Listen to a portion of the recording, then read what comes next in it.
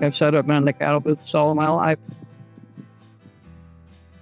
I've been in the cattle business all my life, from a little kid tailing along behind my folks.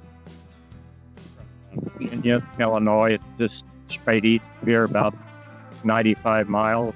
And I grew up on a farm, still live on a family farm. Obviously been around the way we've been managing this farm since I was about 12 years old, so I never knew a different way. From Canton, Missouri, and also Monticello, Missouri. I guess kind of lived in both places. But I grew up on this property. This is the family farm that my great-great-grandmother purchased back in about 1838, if my memory is correct. So it's been here a long time.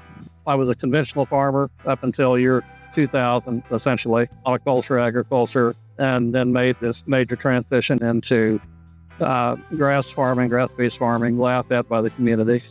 And read Alan Savory back about 1992 or 3, which is one of my mentors, who's probably the best grazing guru in the world today.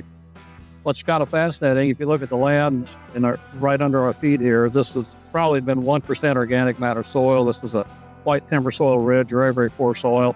And now, 25 years later, managed grazing, we've got 6% organic matter below our feet here, between 5.5 and 6, which organic matter is the measure for soil regeneration. When you raise organic matter, you're storing carbon, creating soil, and that's what was going on here 1,000 years ago when the bison managed all these prairies in the Midwest and the Great Plains and down to the Gulf Coast. But what we've done here with multi-species, you'll see about 4 or 5 different species of grass. There's some clovers in there. I see some vetch over here we walked through a minute ago. But when you put multi-species in, then you have the soil biology, which is a thumbnail or end of your thumb.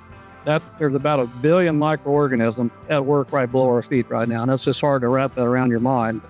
Mycorrhiza fungi, those are the fungi that latch onto the root hairs of plants, and these root hairs actually, pull carbon from the plant, from the sky, plant into the soil. That's where the organic matter comes from.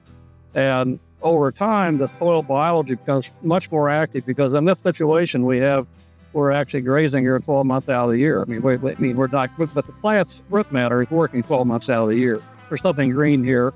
The dead of winter is not doing much because the soil biology has to go a little bit deeper. But when you have a really heavy patch like this, the frost doesn't go near as deep as it used to. So what's amazing is after 2 or 3 years of managed grazing, all of a sudden you have twice as much forage. And last summer, we had a severe drought on this farm, and we were still grazing up until about the 15th of October by managed rest cycle. And the secret to the whole thing is just rest. We're going to be here for 24 hours. These animals are going to move again, and they will not come back here for 30 to 45 days. And that gives these plants a chance for the roots to go deeper, and that's where the magic takes place. That's the help of the soil. And we've been grazing winter cover crops. We plant these in October, triticale and hairy vetch, and this is why we have so much forage here right now. We've been grazing those winter cover crop mixes. We just finished that recently. So these plants have had a chance to really get their battery charged up this spring, and there's some rhizomes on grass plants. And then if you leave them alone for the first 30 days in the spring, those rhizomes have got a chance to establish brand new plants. Grasses will do that. There's a North Dakota state agronomists that figured that out 15, 20 years ago. So anyway, that's kind of how we stumbled into this.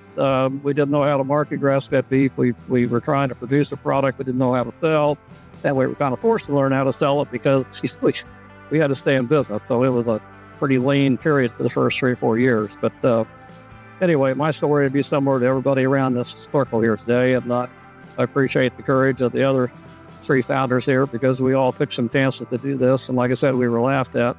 And now we've got a market that stretches clear across the United States and then to Puerto Rico, and lots of interesting families around the country and some specialized groups of folks and restaurants. So it's been a fun ride, and 25 years goes fast. But what's really amazing is how this farm, has become alive again. We've created so much organic matter here, and the forage production off this property probably threefold over what it would have been in 1999.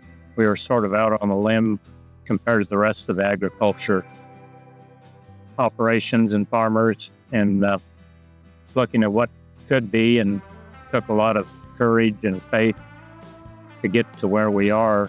But we had to make a lot of mistakes along the way to pay a lot of tuition and figure out how not to do it first. It's been a long journey, but seems like we're just getting started. And hopefully we're trying to make an example for some of the other producers and some of the other consumers to follow along the way that we've gone. I've been in intensive grazing or managed grazing or whatever you choose to call it. It has several different names. 39 years, I guess, since I started. And I've always looked forward to the spring, see things come alive again, start growing. And every year's been different. I've told people many, many times that pretty soon there'll be a year that I will recognize as similar to some other previous year, and I'll manage accordingly.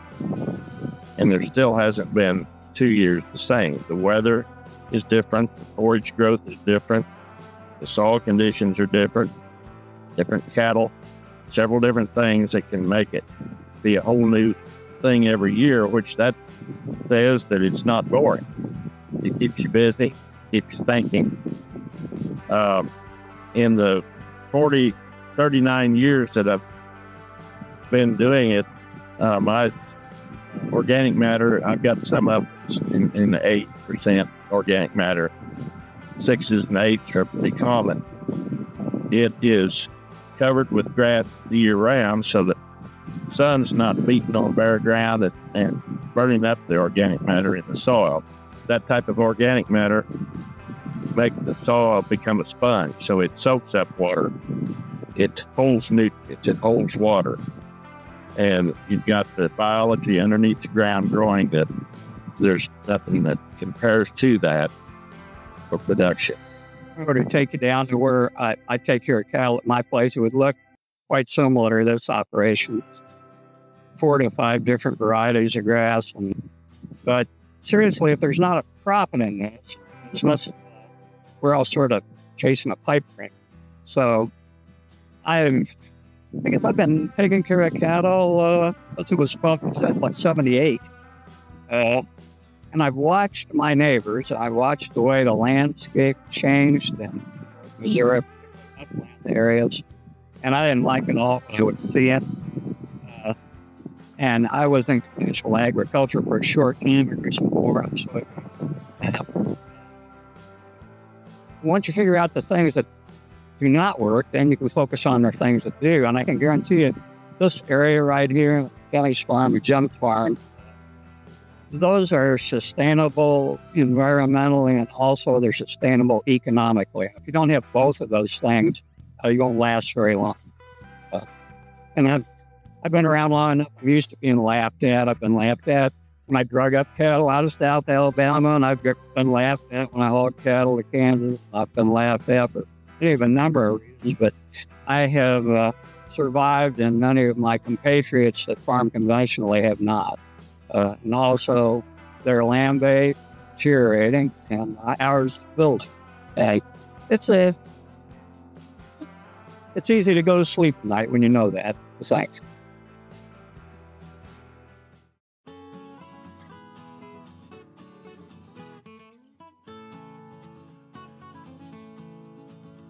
So if you look at the ingredient list on the Impossible Burger, most of the words you can't pronounce.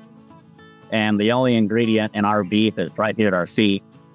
The Impossible Burgers are pushed as healthy. The ingredients are all man-made in a lab. It looks like beef, but the real beef is produced on the forage. If you look at that label, you talk to some people that are medically have the butterfly in their name, the folks that I've visited with. The ingredient deck on that is really, really not at all helpful to the human. I mean, there's things on that in that process that are awful. There's the USDA inspector that came by a week earlier, and there's a facility in Missouri, I'll just leave it at that actually makes this product. And the lady had worked in there and said the odor in there was just awful. It's a fermented products, and if you saw how it was made, you wouldn't go anywhere near it. I think consumers wise up. I think the Bill Gates and Bezos and their minions have are having marketing issues right now. They put a lot of money behind it, and I think the American consumer has gotten a lot wiser. And I'll say one thing: when we started this business, the questions we used to get were pretty straightforward and simple. And now our customer service representatives will testify there's a lot of really heavy-duty questions on what's in the product and have you had it tested. I mean, the consumer is becoming far more wary about what they put in their mouth, and it's rightfully so. That's one, Johnny mentioned. I mean, the only ingredient we have on this product is under our feet. We took all the sugar out of our sausages. My daughter Jennifer brought that up about 15 years ago. 6 months later, we doubled sales of pork and beef sausages. I didn't realize how powerful the sugar-free community was. We really respect those folks. And we've also found a real niche in the organ meat community. We have doctors who recommend it for health. And I had an old country doctor tell me 2001 out of Arkansas, the healthiest thing you can eat out of an animal is like beef liver, lamb liver. Liver's got more enzymes and nutrients than any other thing you can eat. And if you talk to the Native American, the first thing they did, they were harvest a deer. Even today, or 50 years ago, or 100 years ago, they would eat the spleen, they would eat the liver, they would eat the thymus gland. Those organs are extremely powerful for human nutrition. So we've got a product called Liverwurst, which is a mix of heart, liver, and kidney, and actually the number 3 retail item we have. I would have never believed that, but we've got a very educated consumer base, and they found us because they actually trust us, and that's one of the things in direct marketing. We turned the website on November the 7th, 2000, and we had 45 orders between November 7th and December 31st in year 2000, and only 2 people we didn't know, which the reality came on, it's going to be a lot tougher than we thought. We were concerned about what we're selling. And keep in mind, the first internet transaction was 1995. We were really on the front edge of that thing. So then the reality set in, and we got to work our tail off and develop the customer base. And that's what we had to do in order to survive. And that was a long, slow process, and we work at it daily. It's an everyday process. Our health is something we take for granted until it leaves us. And you have problems, or you have relatives that have problems, and you start to worry and try to figure out how to get well. Modern medicine has a lot of pharmaceuticals, but also our bodies were created over time to heal themselves. And the bottom line of that is with good nutrition. And you can tell when you don't have good nutrition, and you abuse your nutrition base, you can shows up in your health in a hurry. You are what you eat. I mean, basically, what you consume is going to dictate how you're going to live and how your health is going to live. And I feel like I'm probably in better health now at 71 than I was at 46 when I started to learn about good nutrition and good health. And the thing about grass-fed beef, it's really interesting. I mean, our ancestors go back millions of years eating ruminant animals on all continents except for probably Antarctica. But the grazing animals has got 4 stomachs, and when it's eating grass, like under our feet right here, the pH in that first stomach, size of a bushel basket, is pH 7. And when you take these same animals, put them into a commercial feedlot, and try to train them to eat 25 pounds of corn a day, it takes like 2 or 3 weeks to make the transition. pH goes from 7 down to 4.5 or 5, very acidic. And we didn't realize this, but 1982, we had the first E. coli 157 victim in Jack in the Box restaurant in Seattle, and that was because of the acidic environment. So these animals were designed to actually operate at pH 7. And when you change that pH, it's hard on their livers. You've got to feed a low-level antibiotic in the feed yard in order to keep the liver healthy, so these animals can gain double the rate of gain for the next 6 months for their harvest. These guys really have a health problem. They actually lead a pretty contented life out here. We're going to move them here in about 20 minutes. We've got to give them another break of grass. But this is utopia. We do ice cream and cookies every day. We put them in fresh grass. What they're going to harvest here, which is interesting, they're going to eat about half of this, and half of it's going to lay on the ground. Well, the average producer, the conventional person, by the time you're wasting all this for it. No, you're not. You're feeding the soil biology. And by letting the soil biology have this mat that's left on the ground, that stores carbon. That increases soil organic matter. Mr. Stewart here got 8% organic matter. There's everything there's a farm in this part of the country that's got 8% organic matter, except on Mr. Stewart's farm. He's been at it for 40 years. He's got 15 years off. So that's the magic of what happens here. And we've been grazing winter cover crops, and we got a amount of stuff on the ground. We was grazing triticale hairy vetch. It was shoulder high, and they ate put half of it right flat on the soil surface. And about 60 days, most of that's just going to disappear. The soil biology will actually come up and feed on that earthworm and everything else. So I would think that. So that's part of the message. The message on health is that if you go back to 1900, 2% of us were diabetic. And by the way, we almost all ate grass-fed beef up until the 1950s or 1960s. Cancer wasn't talked about. Heart disease wasn't talked about. The cancer and heart disease came along with Cargill and Courage University of Minnesota in 1910 to actually change the plant breeding on wheat so there was more starch in that kernel of wheat. And the bread that our ancestors ate in 1800 was much better than the bread we bought to us to store today. And so those little things make a huge difference. And 1923 was the Mayo's first started talking about heart disease and cancer, both of them at the same time. But there's the product in grass-fed beef called CLA, conjugated linoleic acid. By the way, it fights cancer, fights diabetes, puts on lean muscle, takes off fat, and it's polyunsaturated. Good for the circulatory system.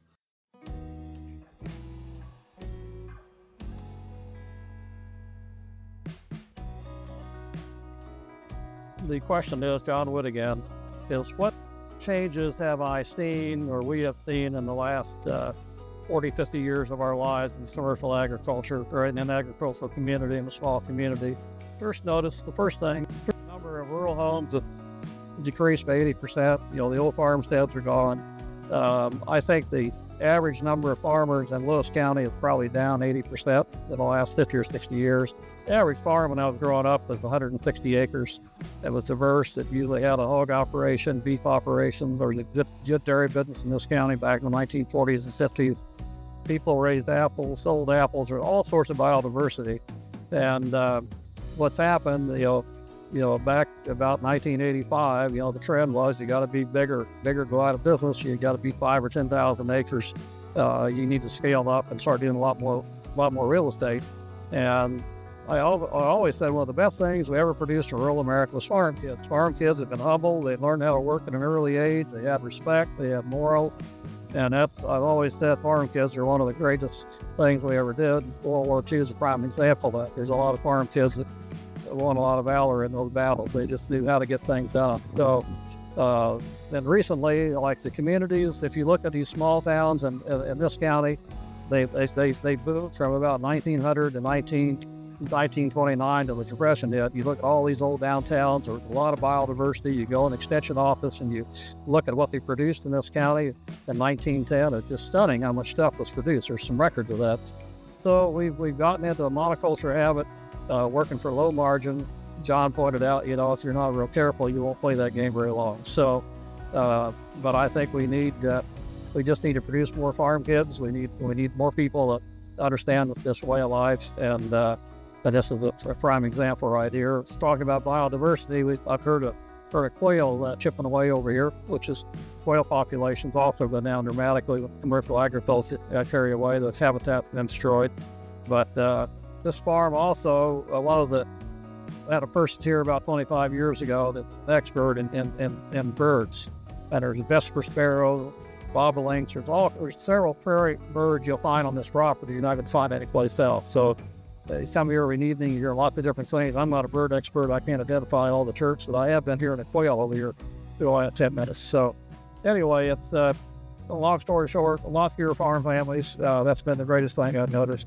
And when you reduce the biodiversity, you also reduce the number of farmers. I think that'll be effects. So hopefully in the next 20 years, we can actually turn some of those to account. Growing up in Illinois, there were a lot more farm families in the neighborhood, smaller farms, more community involved. People got together more.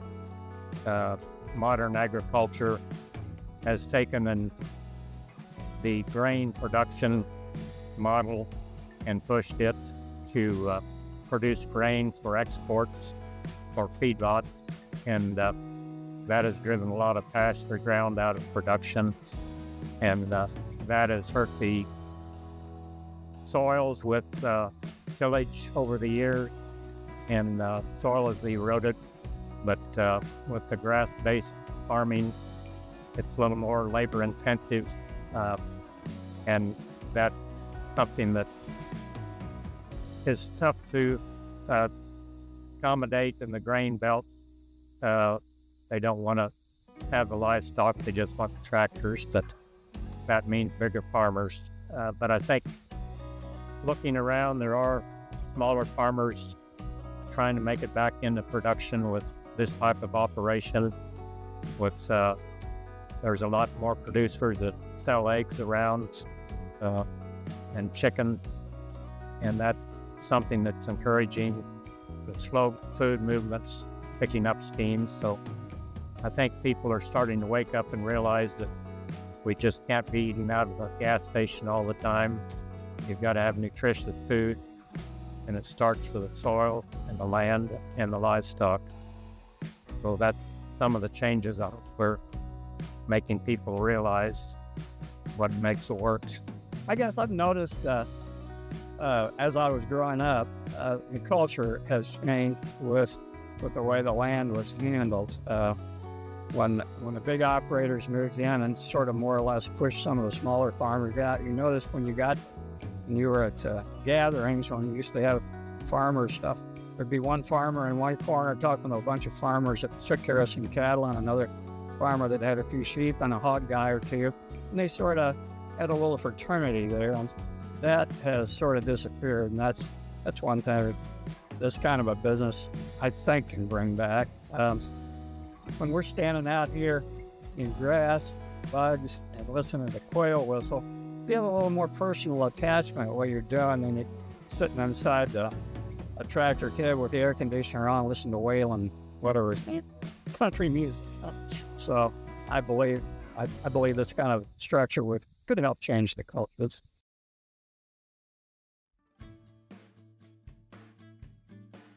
One of my favorite stories occurred probably 2003 or 4. We had befriended John Bailey, who owns Iron Man magazine. He was buying meat from us. He lived in Los Angeles, and he had an expo every year, for 3 or 4 day weekend deal. And we'd never been to a trade show in our lives. And my CFO, Leanne, we made the trek out there. We didn't know what we were doing. We were completely scared and nervous. And so we got our little 10-foot booth set up, and there was a group of men there that were strong men. These are the guys that flip the tires and steer the log and do these gargantuan things. And I didn't even have enough courage to go talk to them. I mean, they're like 6'3" and 300 pounds and just massive characters. So on the last day, 3 of them came over to our table. Well, I was just kind of awestruck, and they had a problem. They were eating commercial ground beef. They were trying to consume 3 to 4 pounds a day of ground beef, which is a pretty healthy diet for someone of that age. But the problem was they could only eat about 1.5 or 2, or they'd become constipated. They were going to a national retailer and buying the cheapest ground beef they can buy. So I made them a deal. I said, I'll tell you what, I'm going to give you guys, or 3 of them. One of them was Old Hoggett. He's famous. He was like 60 years of age then, and competing with guys in their 30s. He's a spectacular guy, and we became friends and still communicate with him every now and then. But anyway, they bought the 25 pounds of ground beef. I think I probably gave it to them, to be real honest. And they called me about 2 weeks later and said, man, that's great stuff. That we're eating 4 pounds a day now. John Anderson's got a wife. She's about maybe this tall, a little bitty woman. And every morning she makes a 4-pound meatloaf for her husband. It's just, and he cuts it up in 8 slices. And of course, he peels off the slice. And then about 6 weeks later, I get a phone call from John Anderson. He said, I'm not sure, we really like this product. Said, my knees are better, my hips are better. And by the way, grass-fed beef got a ratio of omega-6 to omega-3, it's 2 to 1. The rain-fed beef is 18 to 20 to 1.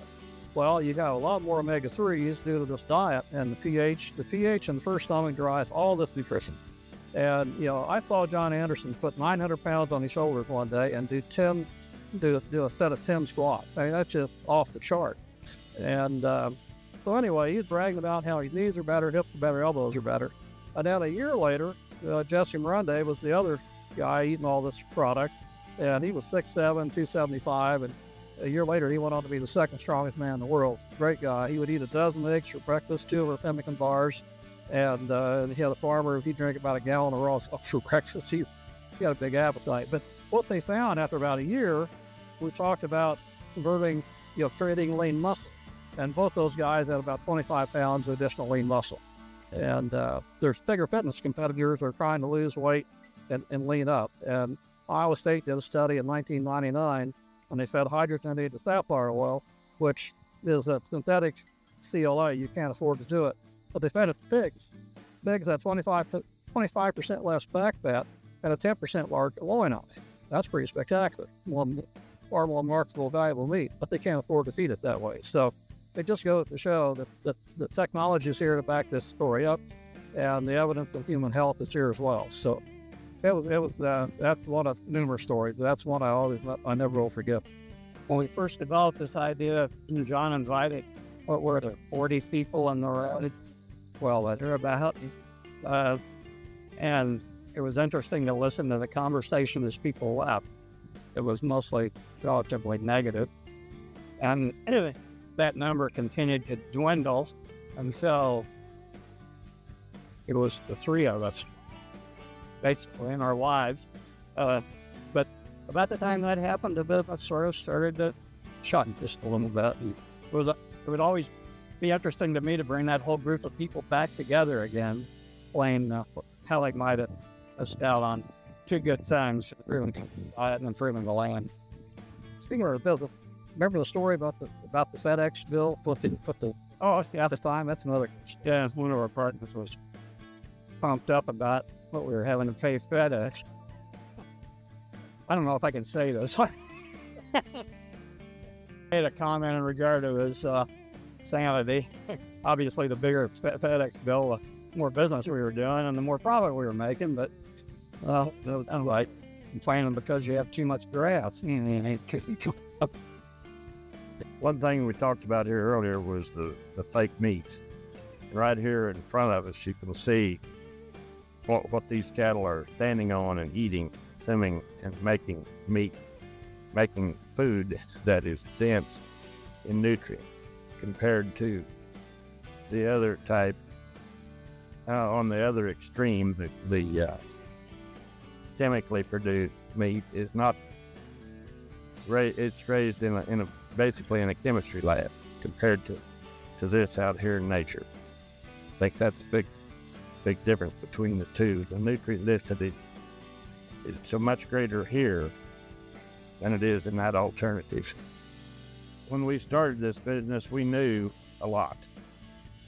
When we eventually convinced ourselves that we were just dumber than doornail, we tried to put together a product that we thought the housewife would buy. So we had a few pounds of this, a few pounds of that in a box.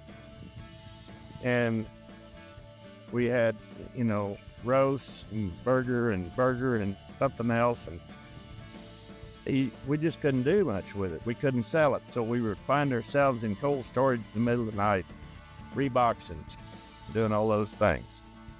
Eventually we discovered chicken packs, where the consumer logically tells us what they want, then we put it in a box and send it to them. That's when the business really started to roll. Also, in addition to that, the 4 of us are standing here that I guess had this idea and figured out how to make it work. John Wood gets the majority of the credit for making it go, and he got a lot of people around him at the plant that make it go day to day, hour to hour, and we just sort of sit there and are amazed at how everything can click from somebody on their phone in their office in New York or LA, putting an order together and getting it to the company and having the product there, the inventory there, and making it work. And also educating people on a bi-weekly basis with a newsletter, with some fitness people, medical people, giving pointers on how to build your health, what to do, what not to do, and basically educating the public. Because when we first started, we had this idea and said, everybody's going to want it. It helps them with their health. And we went to a medical convention and we realized we're not going to educate the people. We've got to find the people that want it themselves, that are already educated to what the product is.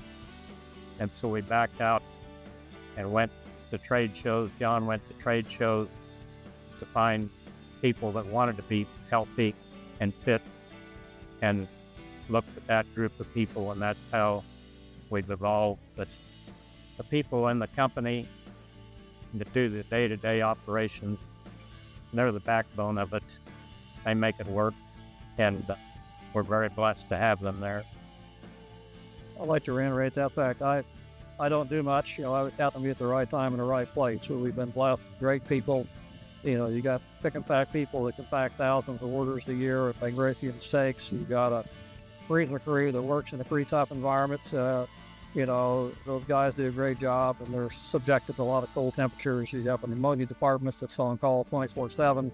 That's just nonstop management and customer service. We've got some of the best in the country. And the one thing that's unique about U.S. Wilderness Meats is that we actually are vertically integrated from the land to the livestock to the consumer. And a lot of companies are just buying products and putting the fancy marketing spin on them. But, you're dealing with real people producing real food when you're dealing with U.S. Wilderness Meats. So there's several of it like this out there, but there's several folks that have kind of copied on the idea and are buying primals and fabricating meat. And they do a good job of marketing. But when you talk to U.S. Wilderness Meats, you're dealing with people that have dirt under their fingernails and have done a lot of hard work to make this thing work. So we grew it organically, never took any equity capital. We tried to do that slowly and surely, and we couldn't afford a major mistake. That's been one of our key. Another thing that is talked about a lot is rural development. And that's one of the things that we're proud of. I'm the proudest of that of all, because there's 43 jobs that